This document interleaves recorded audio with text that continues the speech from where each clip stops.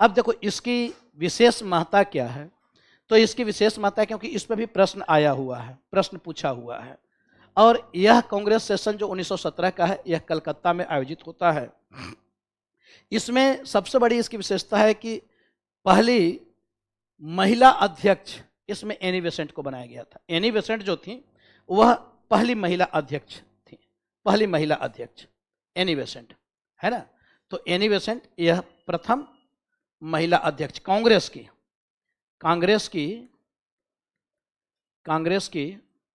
प्रथम महिला अध्यक्ष, यह कांग्रेस की प्रथम महिला अध्यक्ष थी। अच्छा, महिलाओं पे देखो प्रश्न पूछता है, महिलाओं पे प्रश्न पूछता है। तीन महिलाओं को आपको याद रखना है। प्रथम महिला अध्यक्ष कौन? Annie Besant. प्रथम भारतीय महिला अध्यक्ष कौन? सरोजिनी नायडू। कब अध्यक्षता की थी? 1925 में। और पहली ब्रिटिश महिला अध्यक्ष कौन? अरे ब्रिटिश महिला, पहली अंग्रेज महिला, यूरोपीय महिला मैं नहीं बोल रहा हूं, नलिनी सेनगुप्ता। यह आपको पहली कब, किस अधिवेशन में? कलकत्ता अधिवेशन 1933। तो 3 महिलाओं को आपको याद रखना है। पहली महिला अध्यक्ष एनी बेसेंट 1917, एक ही जगह लिख लो। पहली महिला अध्यक्ष एनी बेसेंट, क्योंकि यह कहां की थी? आयरलैंड की, ठीक है, आयरलैंड की थी एनी बेसेंट, जिन्होंने होम रूल लीग आंदोलन चलाया था। और किसी से जुड़ी थी क्या? किससे? Theosophical society. तो एनी बेसेंट पहली महिला अध्यक्ष 1917 कलकत्ता अधिवेशन, पहला पॉइंट। दूसरा पॉइंट, प्रथम भारतीय महिला अध्यक्ष सरोजिनी नायडू। प्रथम भारतीय महिला अध्यक्ष सरोजिनी नायडू। कौन सा अधिवेशन? कानपुर अधिवेशन 25। प्रथम भारतीय महिला अध्यक्ष सरोजिनी नायडू, कानपुर अधिवेशन 1925। पहली अंग्रेज महिला अध्यक्ष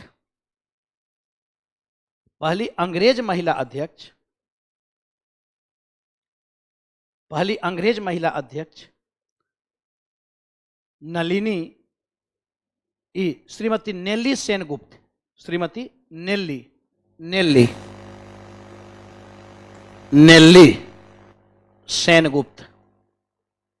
नेल्ली सेनगुप्त पहली महिला अध्यक्ष, अंग्रेज महिला अध्यक्ष। 1933 कलकत्ता अधिवेशन, नेल्ली सेनगुप्त। 1933 कलकत्ता अधिवेशन, नेल्ली सेनगुप्त। तो तीनों महिलाओं को याद रखना है, और नहीं तो ये महिलाएं भारी पड़ जाएंगे, है ना। तो इसलिए ध्यान रखना है। तो यह आपको कल 17 का जो अधिवेशन है, ये कुछ और बातों के लिए महत्वपूर्ण है। एक तो हम लोग देखते हैं कि एनी बेसेंट जो थी, एनी बेसेंट को आप देखें तो यह होम रूल लीग से भी जुड़ी हुई थी। किससे जुड़ी हुई थी? Home rule league. यह आपको चलाया गया था तिलक और एनी बेसेंट के द्वारा। अब यह जो होम रूल लीग आंदोलन था, इसमें किस चीज की मांग की जा रही थी? तो इसमें स्वशासन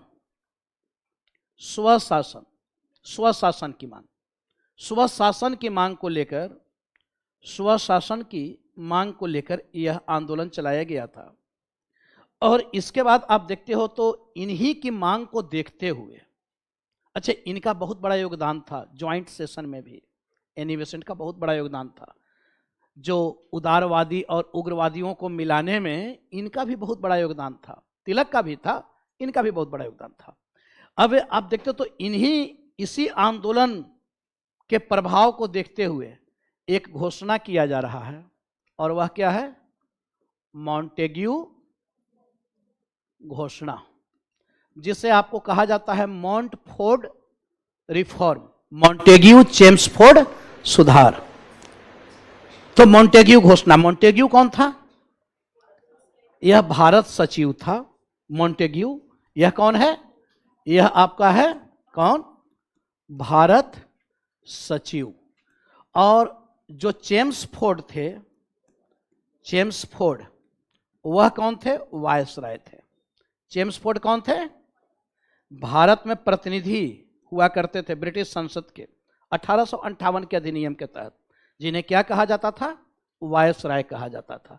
तो चेम्सफोर्ड वायसराय थे।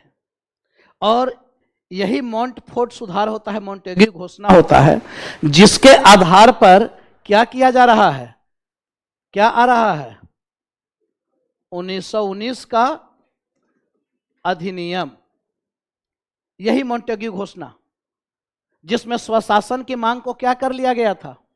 स्वीकार कर लिया गया था। स्वशासन की मांग को स्वीकार कर लिया गया था। और तब जाकर प्रांतीय विधानमंडल का गठन हो रहा है। तब जाकर प्रांतीय विधानमंडल का गठन हो रहा है, चुनाव हो रहा है।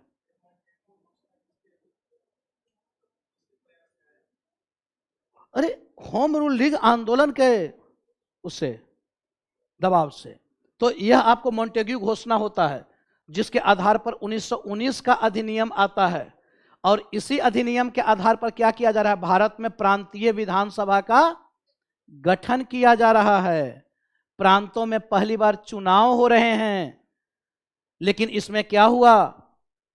1919 के अधिनियम से इसमें क्या किया गया? प्रांतों में द्वैध शासन लागू कर दिया गया। इसी अधिनियम से क्या हुआ? प्रांतों में क्या किया गया? अभी अभी ये सब चीजों को आप सुनो, आगे हम लोग पूरा डिटेल्स में चर्चा करेंगे। तो इसी अधिनियम के तहत क्या हुआ? प्रांतों में द्वैध शासन को लागू किया गया। प्रांतों में द्वैध शासन। अब प्रांतों में द्वैध शासन क्या था? तो प्रांतों में द्वैध शासन था कि जैसे प्रांतीय विधानमंडल का विभाजन कर दिया गया। प्रांतीय विधानमंडल का विभाजन कर दिया गया। कैसे? तो यहां पे आपको जो विभाजन किया गया था, तो इसमें था कि अब प्रांतों में जैसे अधिकारों का विभाजन किया गया। अधिकारों का विभाजन किया गया। अब भारतीयों के पास जो, भारतीयों को जो मंत्री बनाया गया, मंत्रिमंडल में शामिल किया गया, तो उनके पास कोई बहुत अच्छे अच्छे उनको मंत्रालय नहीं दिया गया। बेकार बेकार का, बेकार बेकार का। और अधिकांश जो महत्वपूर्ण विभाग थे, तो इसमें क्या हुआ? प्रांतों में द्वैध शासन मतलब विभागों का बंटवारा। विभागों का बंटवारा, जिसमें भारतीयों को अच्छे मंत्रालय नहीं दिए गए। यह कहा गया कि अभी भारतीय जो है राजनीतिक रूप से अनभिज्ञ हैं, राजनीति की समझ नहीं है, और इसलिए अभी डायरेक्ट इनको मंत्री नहीं बनाया जा सकता है। अभी पहले इनको साइड में रखा जाएगा, पहले सीखें कि कैसे राजनीति किया जाता। बताओ, राजनीति ये हमें सिखाएंगे जिसका जन्म भारत में हुआ है, जो सबसे पहले 6ठी शताब्दी ईस्वी पूर्व काल में बुद्ध के समय इसका उल्लेख किया गया है कि बौद्ध सभा का जो गठन था, वह बौद्ध सभा का गठन आपको पूरी तरीके से, वह जैसे आज हम लोग विधानमंडल, जैसे संसदीय व्यवस्था की आज जो बात करते हैं, कार्यपालिका की जो हम बात करते हैं, विधायिका की जो हम बात करते हैं, तो उस आधार पर बौद्ध सभा का गठन बुद्ध के समय किया गया था। और ये हमें राजनीति सिखा रहे हैं, ये हमें कह रहे हैं कि अभी राजनीति की समझ भारतीयों को नहीं है, इसलिए अभी आपको महत्वपूर्ण विभाग नहीं दिया जाएगा। तो विभागों का बंटवारा कर दिया गया और महत्वपूर्ण विभाग ब्रिटिश अपने पास रख लिए, और भारतीयों को बेकार बेकार विभाग, शिक्षा विभाग बोले कि लो भारतीयों को शिक्षित करके दिखाओ, सिंचाई विभाग करो, अच्छा से नहर वहर बनवा लो, स्वास्थ्य विभाग सभी लोगों को मेडिकल सुविधाएं ठीक कराओ। अब ऐसे ऐसे विभाग, और इन सब विभाग में क्या है? पैसे चाहिए या नहीं चाहिए? सुधार के लिए पैसे चाहिए, और पैसा जहां से आना है, वित्त विभाग किसके पास है? अंग्रेजों के पास है। अब वहां से फाइनेंस होगा ही नहीं तो सुधार कैसे हो जाएगा?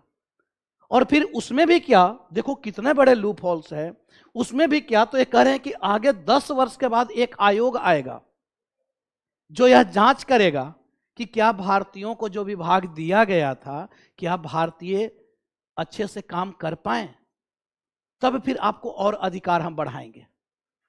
अजीब मजाक है भाई कि एक तो आपने बेकार बेकार विभाग दे दिया, ऊपर से आप पैसा नहीं दे रहे हो, और उसके बाद आप कह रहे हो कि एक आयोग आएगा जो संसदीय आयोग आएगा जिसका गठन ब्रिटिश पार्लियामेंट करेगी, और वह आकर यह जांच करेगा कि क्या भारतीयों को और सुधार और अधिकार देना चाहिए या नहीं देना चाहिए, क्या भारतीय परिपक्व हुए हैं या नहीं हुए हैं, यानी भारत का भाग्य का फैसला करेगा। और वह आयोग कौन सा आयोग है? साइमन आयोग, साइमन कमीशन। यह उसी साइमन कमीशन, यह वही 10 वर्ष के बाद आया है, उसीलिए साइमन कमीशन का गठन, क्योंकि 1919 में ही उसकी घोषणा कर दी गई थी कि एक आयोग आएगा, और वही साइमन कमीशन आता है जिसको क्या किया जा रहा है? साइमन गो बैक का नारा लगाया जा रहा है। और उसी दौरान किनकी मृत्यु हो रही है? लाला लाजपत राय की। पुलिस कमिश्नर सैंडर्स के द्वारा लाठियों से प्रहार उनके ऊपर किया गया। तो यह घटना, हाँ नहीं, डायर जालियांवाला बाग,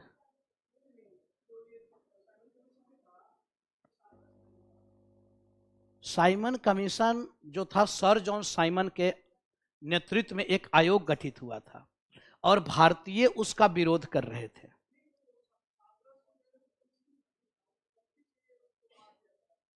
किसको? नहीं नहीं नहीं, जो लाला लाजपत राय के ऊपर नहीं। सैंडर्स पुलिस कमिश्नर था। अगर मान लो कि आप पुलिस अधीक्षक कहीं पे हो और आपके क्षेत्र में अगर कहीं पे कोई जन नेता की पिटाई हो रही हो, तो बिना आपके अनुमति का तो नहीं होगा परमिशन। आखिर पुलिस ऐसे ही थोड़े लाठी चला देगी, गोली चला देगी, पुलिस तो परमिशन लेगी ना।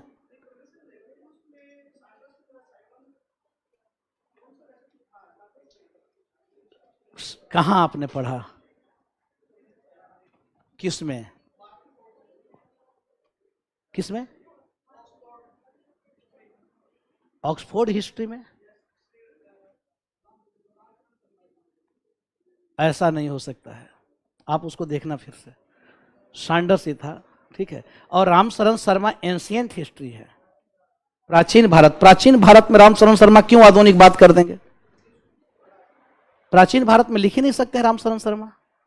रामशरण शर्मा प्राचीन भारत से जुड़े हैं, तो वे आधुनिक काल की घटनाओं को कैसे लिख देंगे? उसको देखना, आप कंफ्यूजन हो रहा होगा, ठीक है। तो यह हम लोग देखते हैं 1919 का अधिनियम। तो यहां पे हमें ध्यान रखना है कांग्रेस सेशन में 1917 का, कि यह कलकत्ता का महत्वपूर्ण अधिवेशन है। होता है कभी कभी कंफ्यूजन होता है, तो उसको देख लेना। और यह आपको पहली महिला अध्यक्ष इसमें शामिल थी, कौन थी? Annie Besant. एनी बेसेंट जिन्होंने होम रूल लीग आंदोलन चलाया था। एनी बेसेंट जो आपको थियोसॉफिकल सोसाइटी से जुड़ी हुई थी, तो इनकी बहुत बड़ी योगदान है। इन्हीं के दबाव को देखते हुए मॉन्टेग्यू घोषणा हो रहा है, और उसी मॉन्टेग्यू घोषणा 1917 का मॉन्टेग्यू घोषणा होता है 1917 का। और यही मॉन्टेग्यू घोषणा आगे चलकर किसका आधार बन रहा है? तो 1919 के अधिनियम का आधार बन रहा है, क्योंकि उसी मॉन्टेग्यू घोषणा को आगे चलकर 1919 के अधिनियम के रूप में प्रस्तुत किया जा रहा है।